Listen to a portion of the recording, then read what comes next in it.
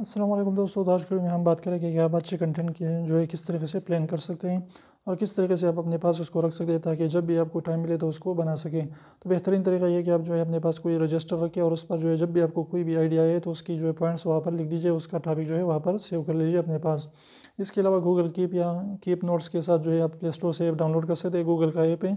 तो वहाँ पर जीमेल से लॉगिन हो जाए, वहाँ पर जो भी आप जो है अपने सारी की सारी चीज़ें वहाँ पर आप लिख सकते हैं, जो भी आपकी आइडियाज़ हो, जो भी आप जो है करना चाहते हो, जो भी आपका टॉपिक हो, तो वहाँ पर अपने पास सेव करें।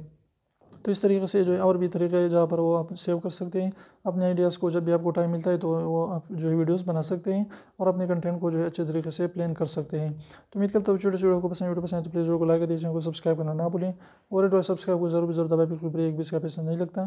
तो बेसिक निकल लीजिए, उसको प्रेस कर लीजिए। तो फिर मिलते हैं इंशाल्लाह के साथ, तब तक के लिए इजाज़त दीजिए। लेकिन कमेंट में भी हमारे साथ अपना राय ज़रूर शेयर करें कि आप किस तरीके से यूट्यूब वीडियोज़ को प्लान करते हैं। तो फिर मिलते हैं इंशाल्लाह के साथ, तब तक इजाज़त दीजिए। अल्लाह हाफिज़।